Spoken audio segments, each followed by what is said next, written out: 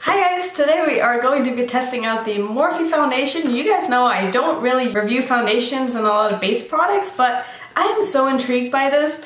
Not just because it's gotten a lot of bad reviews, but because a lot of the people who has reviewed it has had dry skin, and that is why they said they haven't liked this. So I'm a pretty oily person, so I feel like there's a chance that I might actually like this foundation, but we'll find out.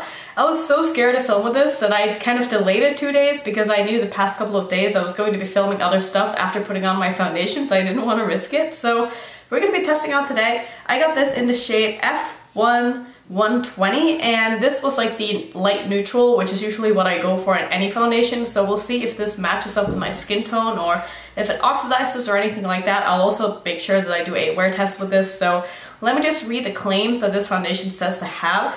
It says it's a 24-hour long wear, sweat-proof, transfer resistance, water resistance, free of oils, fragrance, and parabens.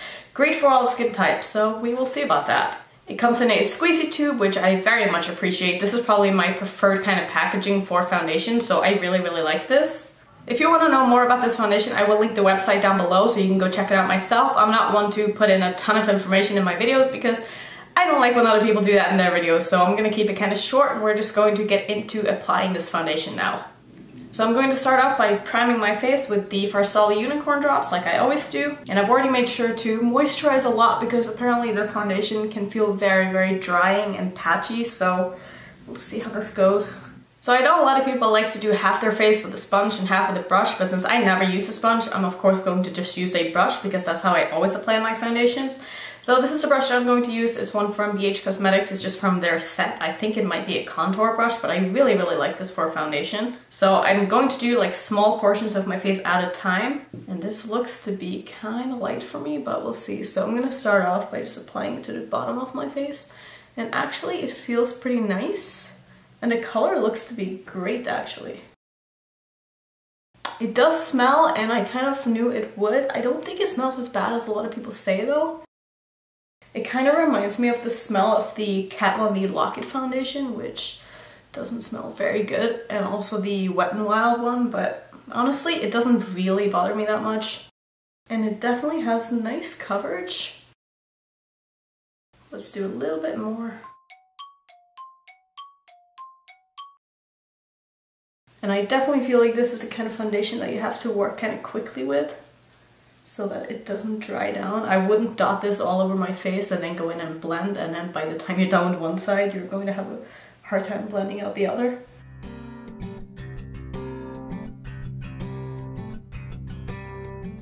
This actually looks really nice on me. I will show you some close-ups so you can see. So I don't feel like I'm having any kind of patchiness or really anything like that. My pores are looking pretty nice. So I will do the rest of my face now, and then I'll come back and I will show you what it looks like, and I'll probably go outside in a little bit and I can take a video or a picture on my phone or something and show you what it looks like in natural light as well. But let me just go finish up the rest of my makeup, and then I will come back and show you what it looks like before I start the wear test. Alright, so the rest of my makeup is on, except for my eye makeup, of course. I'm going to film that afterwards, so I just wanted to kind of get this out of the way so that I can move on with the rest of the videos I'm going to film. But so far, I don't think it looks bad at all. I mean, I will say, I feel like it's oxidized about half a shade or so. It definitely looks a little bit darker right now than it did before I applied it. And it does look a little bit dry, but again, like I said, I do have oily skin, so I'm sure that throughout the day that is going to kind of go away. And I also have not sprayed my face with any kind of fixing spray or anything like that yet, so yeah, I mean, I don't think this looks bad at all. So I will say I had pretty low expectations with this, but I'm curious to see how this is going to wear throughout the day, so I will check in with you guys in a couple of hours and we can see how it is looking. And it is currently 11:16, you probably can't even see that, but it is 11:16 on January 30th, so I will be back in a few hours to check up on the foundation. Alright, so it's now around 2 o'clock, so I've been wearing this foundation for 3 hours or so, and so far I think it looks pretty good. I mean, I don't see any fading at all. It's still looking very nice and matte.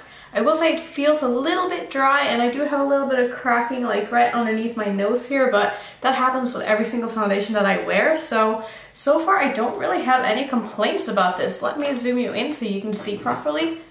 So here is the foundation close up. Still looking nice and smooth. I'll show you what it looks like without the ring light on. You can see a little bit more of my imperfections, if you will. So like I said, I don't really have any complaints about this foundation so far. I like how it's wearing, I like how it's looking. I didn't have any problems with the application process. The color is okay, like I said earlier.